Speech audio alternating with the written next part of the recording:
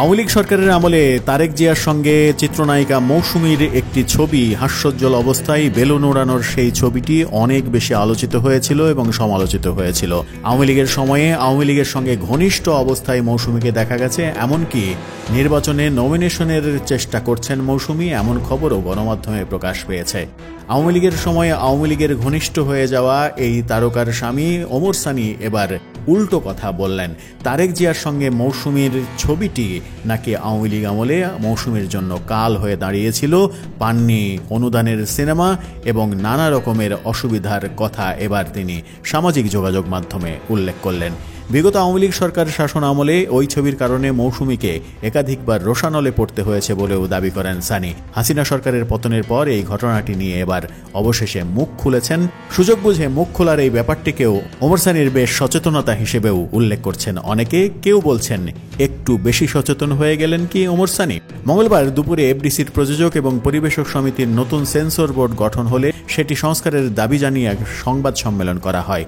সেখানে এক প্রশ্নের জবাবে ওমর সানি গণমাধ্যমকে বলেছেন, ওই ছবিতে এক পাশে ববিতা আপা ছিলেন, এক পাশে মান্না ভাইও ছিলেন। সেখানে তারেক সাহেব ও তার স্ত্রী কবুতর উড়াচ্ছিলেন, মৌসুমীও সেখানে উপস্থিত ছিল। বেনজির তখন র্যাবের প্রধান ছিল। নারায়ণগঞ্জে দেখা হলে একদিন তিনি বলেছিলেন তাদের কাছে নির্দেশ আছে, ছবিটি নাকি বিতর্কিত, বাজে অবস্থার মধ্যে পড়ে যাব। তখন আমি আমার পরিবার নিয়ে ভীত হয়ে পড়ি। তারপর থেকে আমার পরিবার এবং ব্যবসার উপর অস্বাভাবিকভাবে তারা ক্ষতি করতে মেতে ওঠে। আমি শুধু একা নই, আমার কাছের মানুষগুলোও জানে কতটা ব্যথিত হয়েছিলাম, এমনটাই বলেছেন ওমর সানি। রাজনৈতিক নেতাদের সঙ্গে শিল্পীদের ছবি থাকা প্রসঙ্গে ওমর সানি বলেছেন, পরিষ্কার করে বলতে চাই, রাষ্ট্র যেখানে অবস্থান করবে প্রজারা সেখানে অবস্থান করতে বাধ্য। শিল্পীদের সঙ্গে যে কারো ছবি থাকতে পারে, একজন চোরের সঙ্গে ব্রথেল গার্লের ছবিও থাকতে পারে। হ্যাঁ, তবে এটা সত্য মৌসুমী নমিনেশন চেয়েছিল সংরক্ষিত মহিলা আসন থেকে। কেন চেয়েছিল সেটা জাহির করতে আসেনি, এটা উপরওয়ালাও ভালো জানেন। মৌসুমী রাজনীতিতে জড়াবে না বলে আমেরিকায় চলে গেছেন, এমনটাও বলেছেন।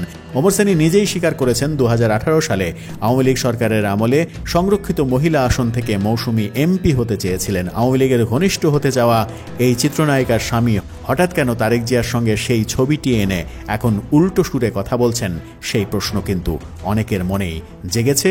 এরই মাঝে আলোচিতও হচ্ছে সেটা।